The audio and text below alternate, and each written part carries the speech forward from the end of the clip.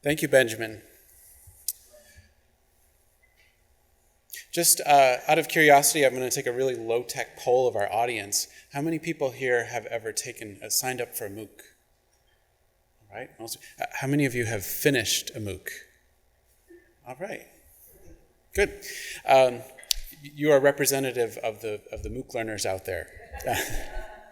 So our next speaker is Donald Pease. Donald E. Pease, Jr. is the Ted and Helen Geisel Third Century Professor in the Humanities and Chair of the Masters of Arts in Liberal Studies program at Dartmouth College. He is the founder and director of the Futures of American Studies Institute at Dartmouth, editor of Duke University Press book series, The New Americanists, author of several books including Visionary Compacts, American Renaissance Writing in Cultural Context, and The New American Exceptionalism, and editor of several collections including the National Identities and Post-National Narratives, Cultures of U.S. Imperialism, New Americanists, Revisionist Interventions into the Canon, and Futures of American Studies. His team-taught course, The American Renaissance, launches on edX in February 2016.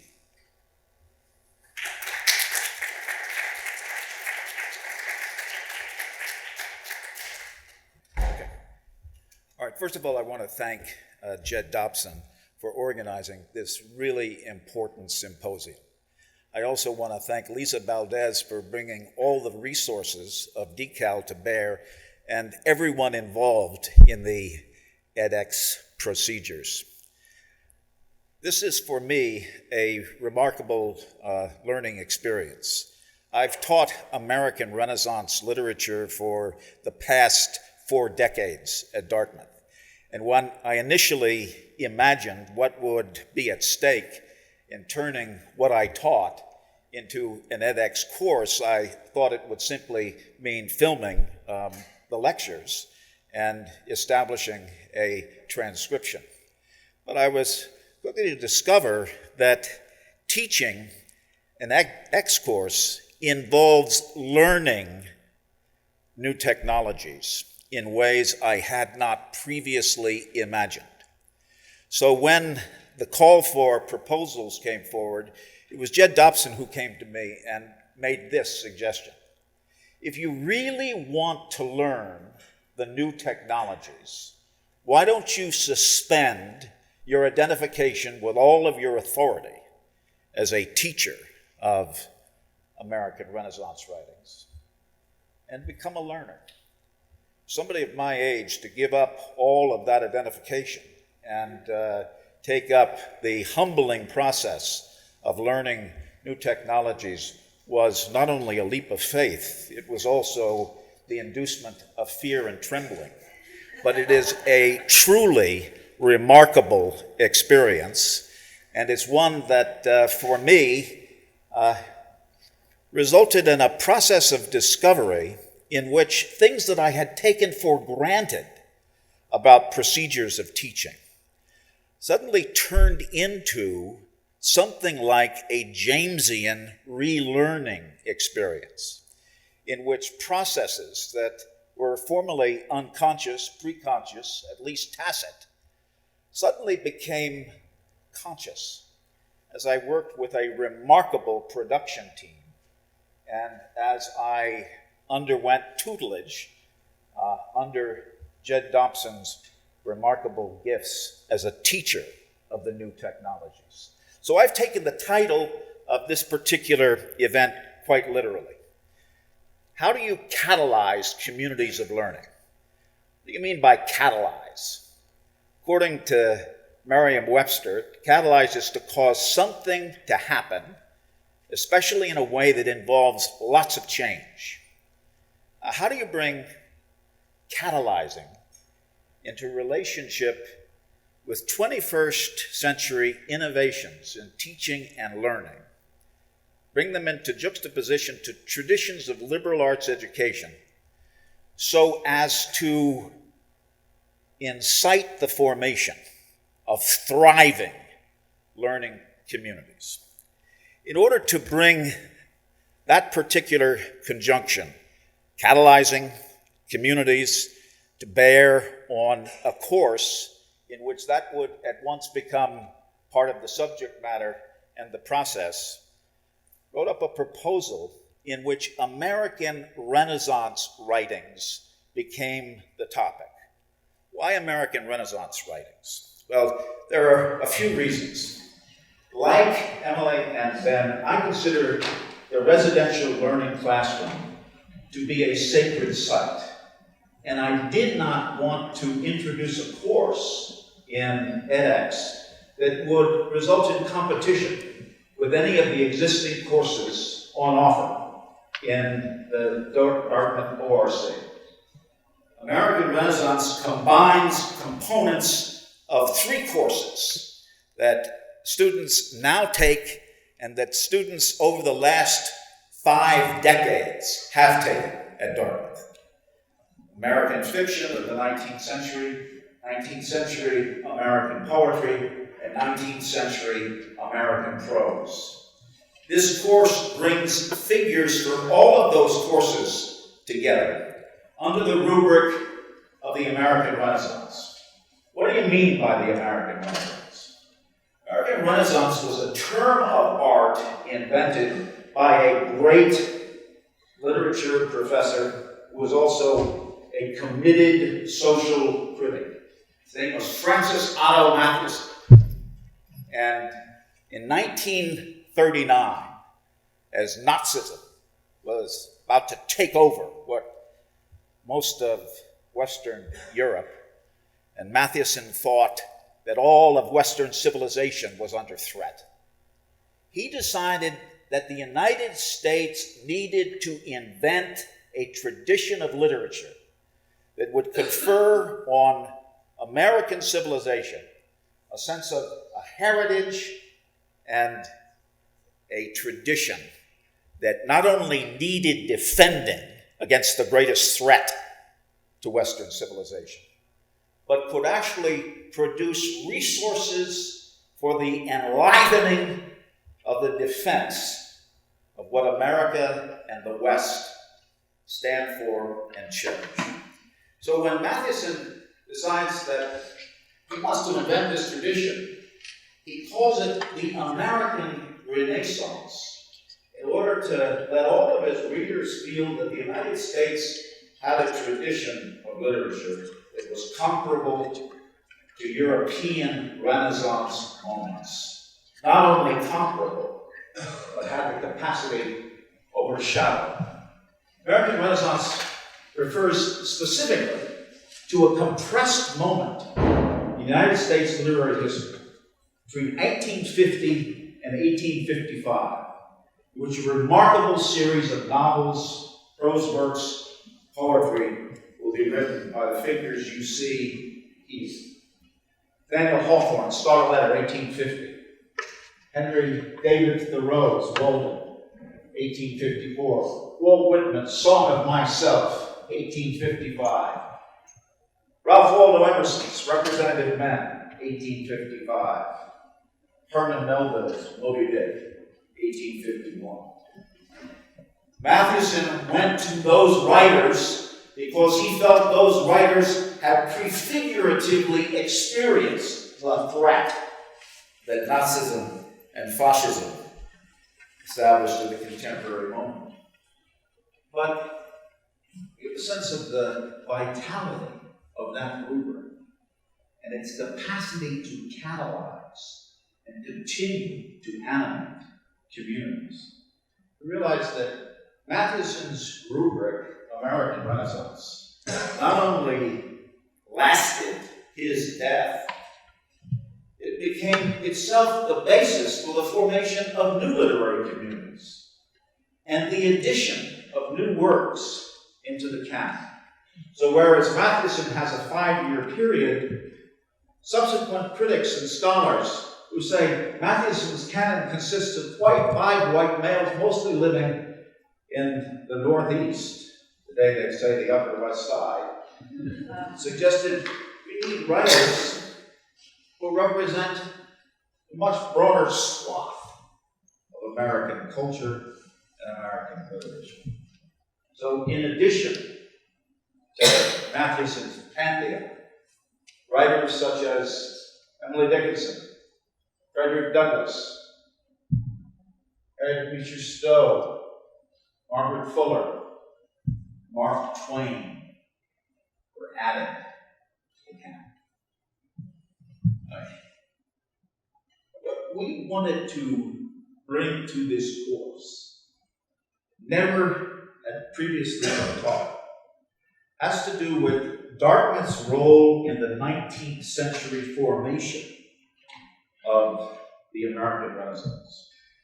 All of the writers in Matheson's pantheon, and all of the writers added after his construction of that pantheon, experienced the importance of Dartmouth either directly as a geographical site or indirectly for its faculty and its students. That particular figure is Harriet Beecher Stowe's son, Henry Ellis Beecher Stowe, Dartmouth class of 1857, drowned in the Connecticut River when Nathan Lord, who was a pro-slavery president, presided over Dartmouth. Harriet Beecher Stowe said she felt it was the curse of Lord, and writes the minister's ruling shortly after the death of her son. When Ralph Waldo Emerson wanted to explain what he meant by the dicta he declared in the Divinity School address, and what the essay, The American Scholar, signified, he traveled to Dartmouth, July 24, 1838, to deliver at the invitation of Dartmouth students who were advocating for a change in the curriculum and an identification of this great college with what they called the Young America movement, invited Emerson to Dartmouth. July 24th, delivered a talk called Literary Ethics, in which he codified the precepts tacit in the Divinity School address and in an American Scholar, and transposed them into what he called an original form of life that it would enable the arts of self-reliance and freedom to be practiced rather than merely read or imitated. When Nathaniel Hawthorne wrote The Scarlet Letter, he referred to instruction in moral philosophy that he received from a man who received his theological training at Dartmouth. His name was Osgood Marshall. When Herman Melville imagines Ahab, he imagines him modeled after, among others, Daniel Webster, for the size of his head and the strength of his ego. Dartmouth became a site in subsequent years in which the aspirations for American culture and American literature became the basis for the scholarship of key figures in Dartmouth's college literature programs. Caleb Bingham was the author of the Columbian Oracle. This is the text that Frederick Douglass read and wrote lengthy passages out of in order to develop his power as an orator. He specifically took a dialogue between a slave master and a slave that was at the heart of Bingham's text in order to locate what he understood to be the core of his vision of the emancipated slave in the narrative life of Frederick Douglass. Charles Richardson writes the first history of American literature. His student, Fred Petit, teaches the first course in American literature offered as a PhD program at Penn State. Quentin Anderson, 1935, leaves Dartmouth, go to teach graduate students at Columbia, and turns what he called his great instruction in the difference between American literature and European literature. And the basis for work calls the imperial self.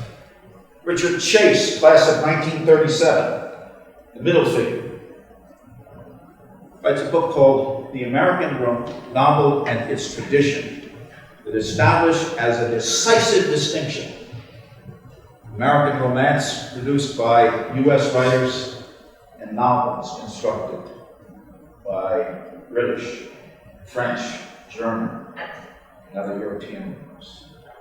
Third figure, Louis Renton, recently retired from Dartmouth, follows in a line of scholars including James Melville Cox, Blanche Gelfand, William W. Cook, who in the 1950s, 1960s, and 1970s turned Dartmouth College into one of the core sites for the development, propagation, and illumination of American literary works. The present English department at Dartmouth consisted of scholars and critics: Ivy Schweitzer, Michael Cheney, Shalene Vasquez, Colleen Glennie Boggs, Christian Haynes, Patricia Stojka, Amy Baum, who have received that tradition and have enriched it by contesting it, revising it, and thereby reinvigorating. Now, suggested that the American Renaissance is itself a catalyzed community in origin. It catalyzed Dartmouth as a location for the construction of ancillary communities. And in the 21st century, the American Renaissance has become itself a global rubric.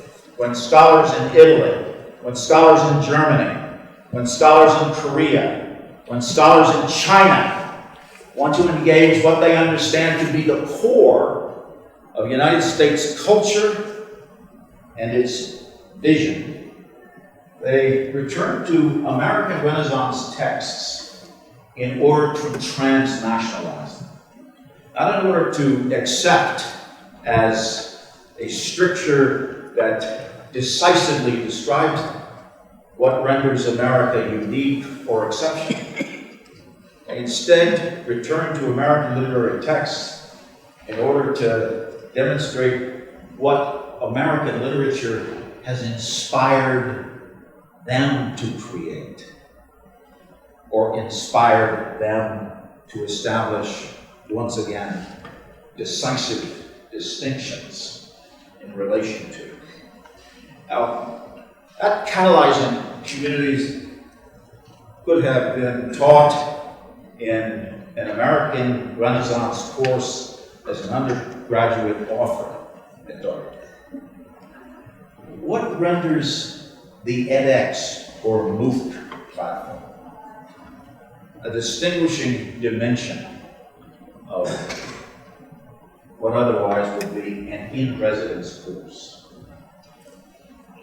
edX enables Dartmouth students who have taken the course in the past and who are now inhabiting spaces across the girdled earth to rediscover their relationship, not only with the literature they were taught as undergraduates by figures as different as Henry Terry and Blanche Gelfand are from, say, Don Pease or Amy Baum, but in order to rediscover them in ways they hadn't previously imagined, through the conversations that students in the residential course will be in a position to construct with figures outside the residential area. You want to have a sense of the vital relationship between the virtual and the residential, and turn that relationship into the basis for the developing what could be called a global public sphere, in which literature in particular and the humanities in general can play a significant role in nurturing the virtues of such an interdependent, mutually informing relation. Will disclose themselves. By the virtues, I mean the virtues of conversation, here, elsewhere, deliberation, reflection over the differences between what had been learned in the past and what new discoveries in the present make possible. And as a consequence of the synergy between conversation and deliberative reflection, the thickening, the nuance, the enhancing of the literary experience. If a Dartmouth student begin to hear with ears that the course will develop the difference between the way a Dartmouth graduate in Beijing now reads Emerson's experience, and the way he or she reads that same essay now. The development of that, let's call it third E, will also render possible, if not actual, what we describe rhetorically as a sense of global civic virtue. If we want to understand the difference between practices of the self that relate you to a local environment and a national civilization, and practices of the self that construe those as unnecessary burdens for the construction of conversations across geographies on the planet, the edX becomes a crucial platform. I said that hybrid course is a decisive distinction, and the first distinction that it made materially clear to me was the distinction between what I do when I teach in an undergraduate classroom, something like what I'm doing now, and what takes place in an edX production process. You quickly learn, and this is the flip, you're no longer a sage on the stage. You're part of a group that collaborates on every aspect of the production of a module. I have a team, I'm going to list in alphabetical order, that consists of Sawyer Bradley, who's behind the camera there, who's part of the video production process, Laura Bronstein, who's part of the archival and library resources crucial to the development not only of this course, but of every MOOC course, Alan Cartier, who's involved in relationships between these courses and technological development and alumni development more generally. Jed Dobson, about whom I've already spoken, without whom nothing would be possible. Aaron De Silva and Michael Goodeward, who are the instruction designers for this course, and who not only developed the schedule, but raised questions, introduced criticisms that are at least as incisive as those that Ben has enumerated with such eloquence, and render you,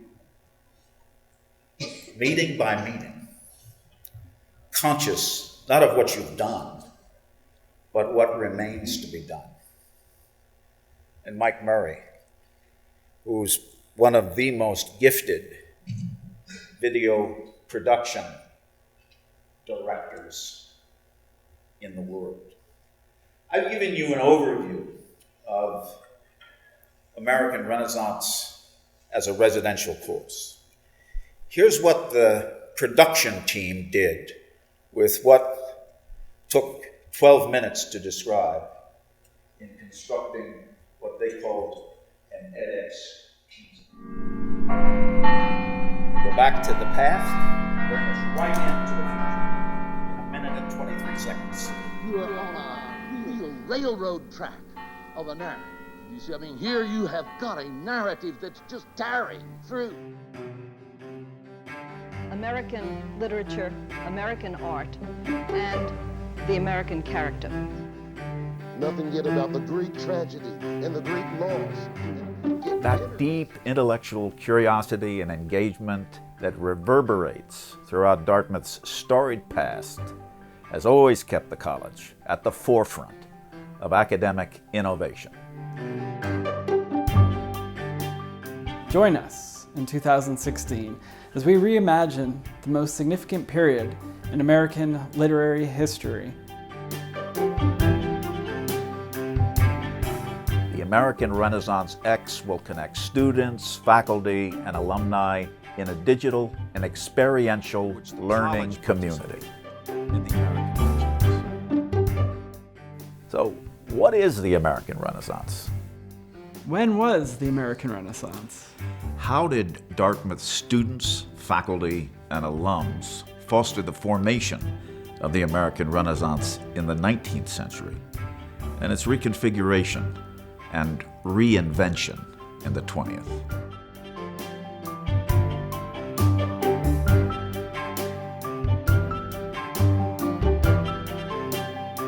American Renaissance X, to be taught at Dartmouth College in the winter of 2016.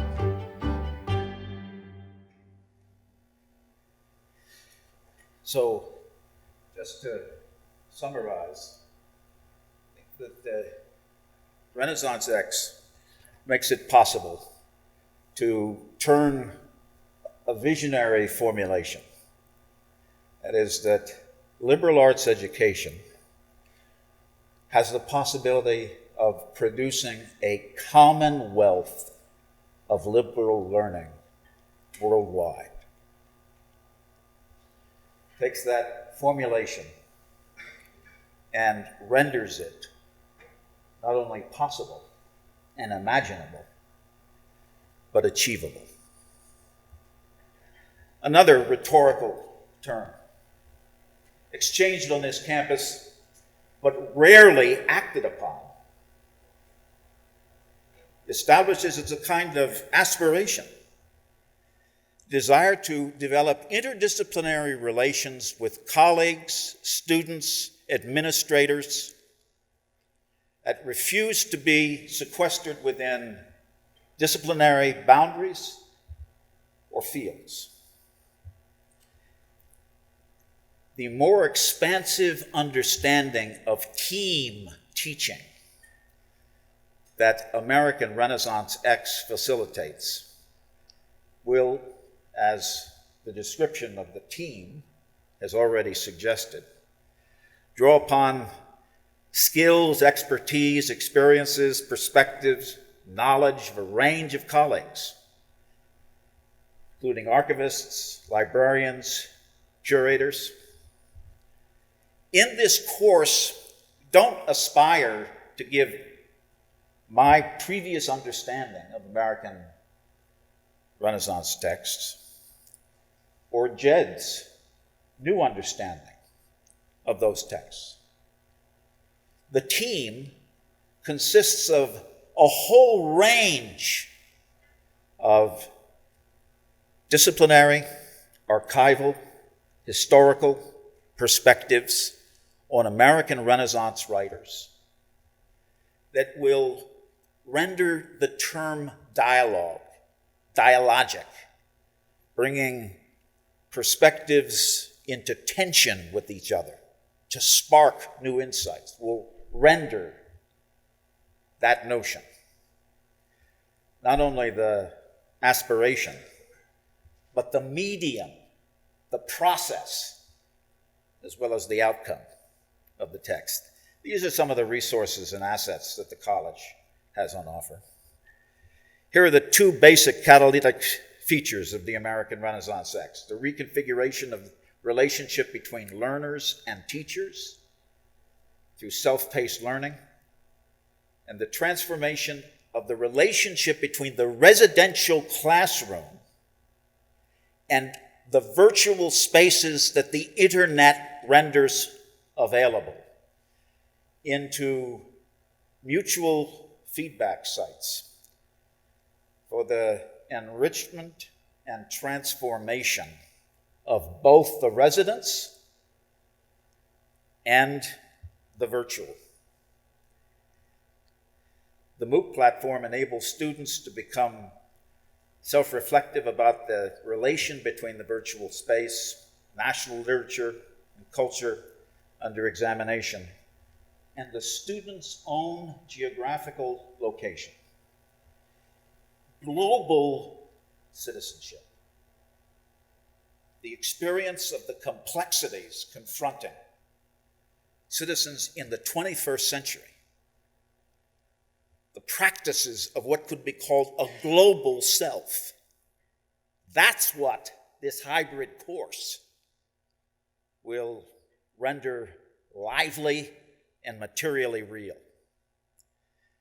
So, what are the differences between the American Renaissance X and American Renaissance as a residential course?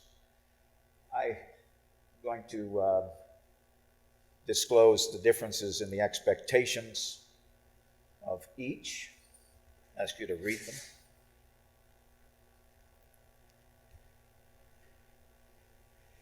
The repackagings, bundlings, transformations, and assessments that the edX renders actual. And I'm going to turn just to give you a sense of the difference in the procedures of preparation. Here's how the English 52 syllabus is described in passing through the department curriculum committee. It's a very, very good syllabus. That's only the first week. But when we shift from the residential classroom to edX, there are three separable, interconnected production processes. I'm going to say something about the first of the items on this in the 6-minute video module. Emerson's backstory, his resignation from the Second Church of Boston, and the problem of vocation as the basis for the construction of the figure we call Emerson. And there's production 2, Dartmouth Connections.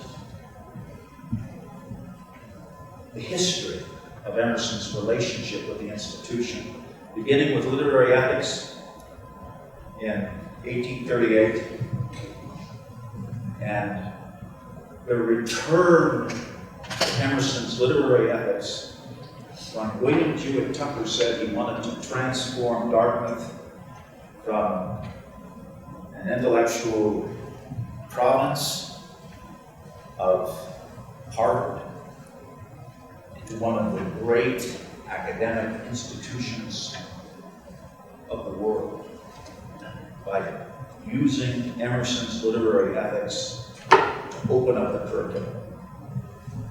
In 1800. Then there's what the students will discover in Ronald and the Hood. If the library wants to find, for example, Rufus Choate's theses while he was an undergraduate here at Dartmouth, and they have difficulty putting all their staff to work in locating those materials. What if you were to assign undergraduates in the edX responsibility of going into the archive and discovering hidden treasures? What Daniel Webster wrote in his government courses. What Choate turned into a moral philosophy. What the Knights of Abolitionism converted into their program in the 1830s and 1840s. What Henry Ellis Beecher Stowe wrote in his letters to his mother prior to his drowning. Those are treasure troves that, if students discover them, can immediately become the basis for research papers that those students will be able to publish in reputable academic journals. So that I return to that backstory. It's one of the chief challenges for a literature professor. When I was told that I had to keep my descriptions of works to 6-minute modules, I recall what Bill Cook said to me once when we were team teaching. He said, "Don, you can't deliver a sentence in fewer than 3 minutes." When those students hear the sentence, they'll feel as if they've aged by about 30 years. There's a 6-minute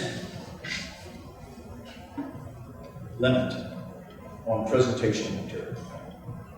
It's a great challenge. I ask myself, how can I possibly get students to begin to engage with the complexities of Emerson's thinking in 6 minutes?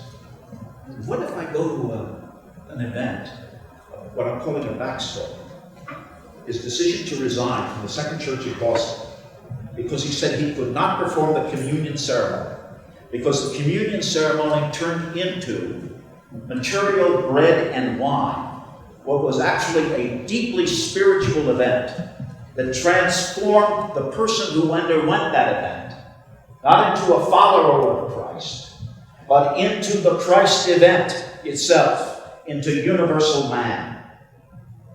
When he resigned from the Second Church of Boston, because he said he could not perform that practice without losing his sense of what constituted the core of his self. Emerson, in that backstory, had produced the rhetoric of motives and the grammar of motives. Let's call it core precipitating drama, organizing all of his essays. And if in 6 minutes I can get the students to see how that drama is the catalyzing event in what is called Emerson, and I can give them a way to negotiate even the most complicated of his essays.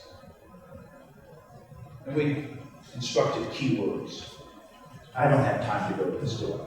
But the keywords are comparably 6 minutes, and when this production team produced, every time we constructed one of those 6-minute modules, a whole series of questions about what was missing, what should have been put in, what should have been left out, much more.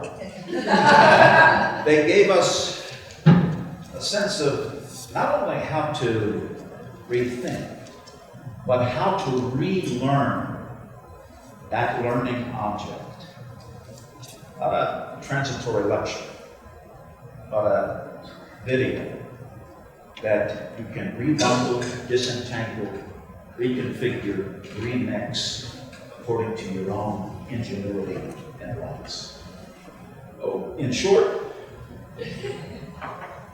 I accept and reaffirm all the criticism. And like you, I was somewhere between the fear of a technophobe and the desire of a proficient technocrat. edX is an experience I recommend for every teacher and every scholar in this institution, if for no other reason to get you connected once again to what it is you haven't known you were doing when you do what you do, and that does you when you teach.